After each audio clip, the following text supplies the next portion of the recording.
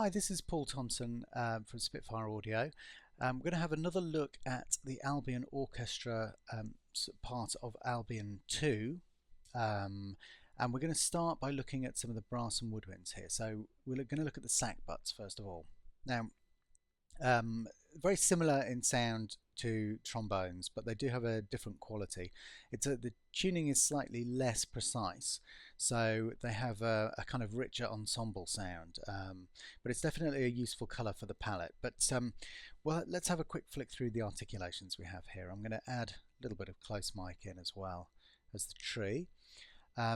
You'll notice since I did the strings session yesterday that we have a new control on the front panel which is called lock articulation. Now this is incredibly useful if you're using these as on a remote computer and you want to make sure that you don't accidentally hit a key switch by accident while you're composing on your main rig. You can click lock articulation, key switches disappear, and it basically stays locked to whatever you've got it there. So we'll unlock that for now and let's have a look. So we've got very short staccatos.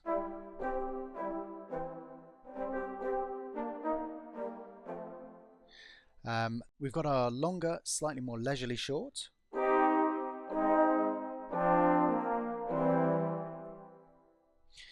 And then we've got our marcato short.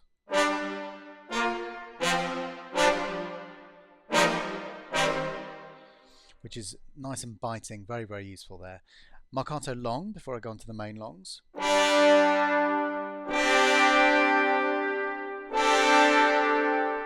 So you can imagine some great uses for those ones. Then we have the normal longs. Again, we're controlling the dynamics over here with the mod wheel, but as usual, you can right click and reassign that if you want to. But that sounds like this.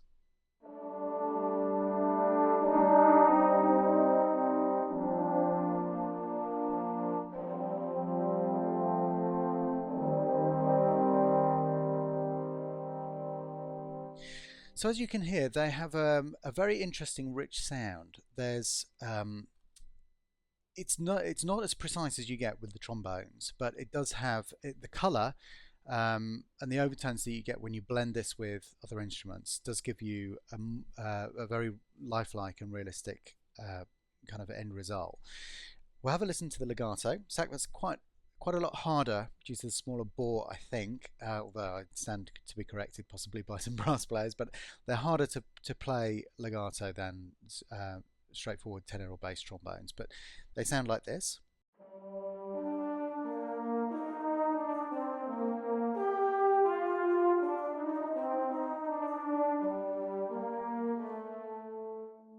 So you can hear again a great legato, slightly reduced range there.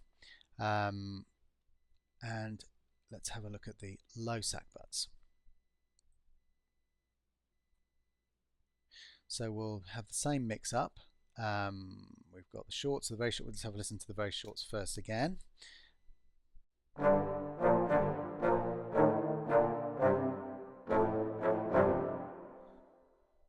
And then if we go to the normal shorts, kind of longer again as before.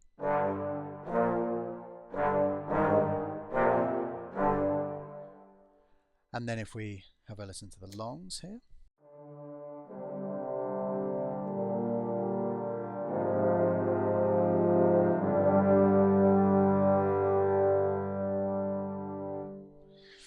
And then if we go, just load up the legato. And that sounds like this.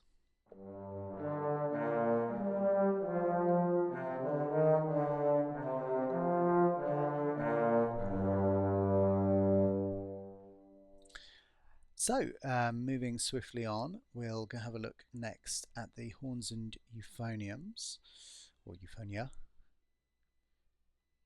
And this is a very useful patch as well. It has a very British choral sound. We're very keen on our brass band music over here in the UK.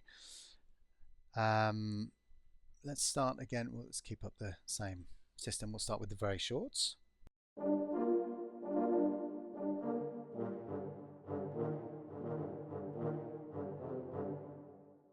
And then if we go to the normal, slightly more leisurely shorts,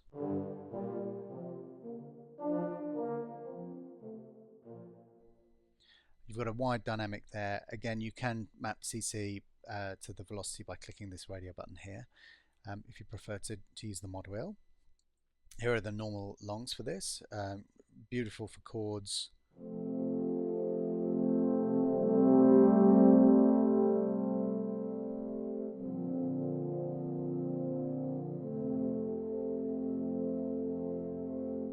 So you get the idea. It's another useful alternative to the standard stuff.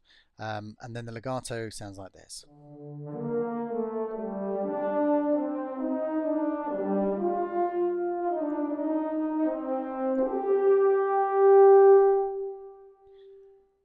Okay, so that's the brass section. Now for our woodwinds, we wanted to do something a tiny bit different. So we decided to record a group of recorders, 4 recorders, in pairs. So these are the highs. Might as well stick with the same mix for consistency. And we've got shorts, longs, and legato. So this is what the shorts sound like.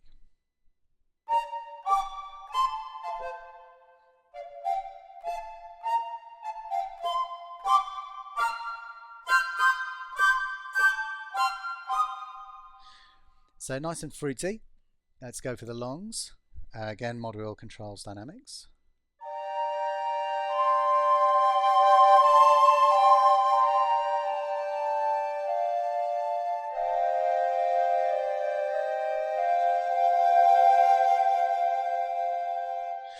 And you'll notice as well that we asked the players to perform the higher dynamics with more vibrato.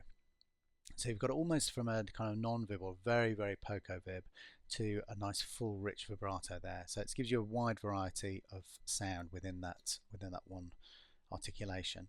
And the legato,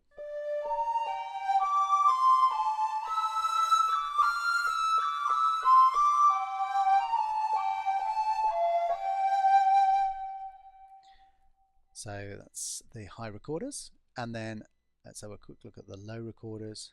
And then we've covered everything within the new orchestral sound sets of Albion 2.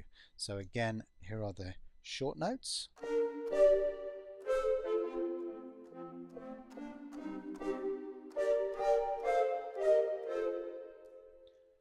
And then the long notes.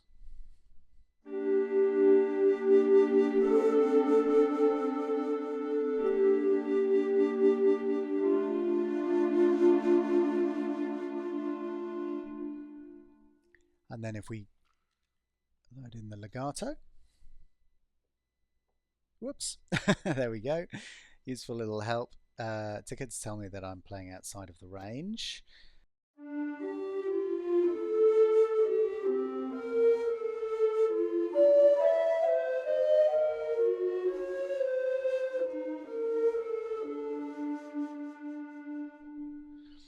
Okay, and that covers everything within the new section.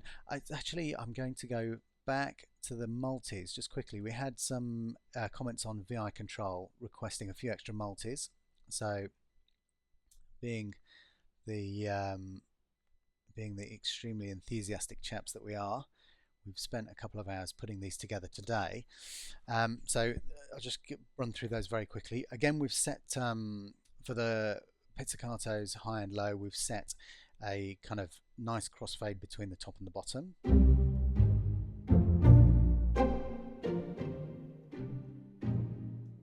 So it's a great writing tool.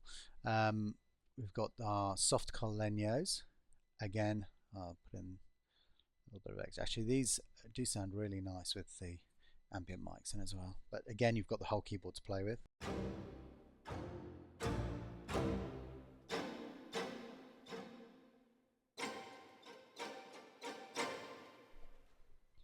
And then, what else? Flautando. A little bit of, close mic in here. A little bit of ambient. And then we've got CC11, my expression foot controller is the default for the dynamics, so you can play with both hands. This sounds like this.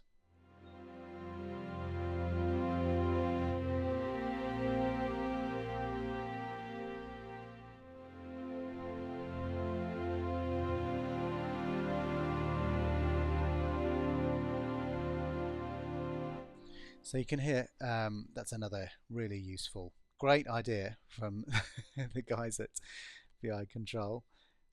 Thank you for that suggestion, guys. And finally, last but not least, we have our trems, and they again CC11 expression pedal.